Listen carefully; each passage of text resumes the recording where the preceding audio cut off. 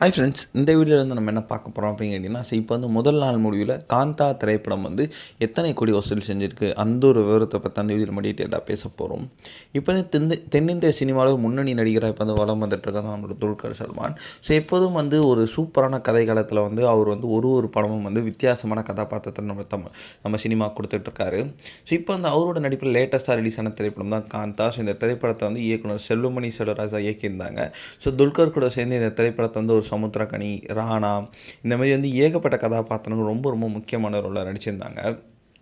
ரொம்ப பேர் எதிர்பார்ப்பில் ரிலீஸ் ஆன இந்த திரைப்படம் வந்து மக்கள் மத்தியில் நல்ல ஒரு வரவேற்பை பெற்றுச்சு அப்படின்னு சொல்லலாம். ஆனால் வந்து என்னதான் வந்து இன்னுமே சில பேர் வந்து ஒரு கலைவான விமர்சனத்தை கொடுத்துட்ருக்காங்க. ஸோ செகண்ட் ஹாஃப் இன்னும் கொஞ்சம் நல்லா பண்ணியிருக்கலாம் அப்படின்ட்டு. ஸோ இன்னில் முதல் நாள் முடியல இந்த திரைப்படம் வந்து எத்தனை கோடி வசூல் செஞ்சுருக்கு அப்படின்னு பார்த்தீங்கன்னா, கிட்டத்தட்ட 10 கோடி வரைக்கும் வந்து நம்மளோட காந்தா திரைப்படம் வந்து வசூல் செஞ்சுருக்குங்க. இது வந்து ஒரு நல்ல ஒரு வசூல் அப்படின்னு சொல்லலாம். ஸோ வெயிட் பண்ணி தான் பார்க்கணும், இன்னும் போகும் நாட்களில் எத்தனை கோடி வசூல் செய்யுது அப்படின்ட்டு.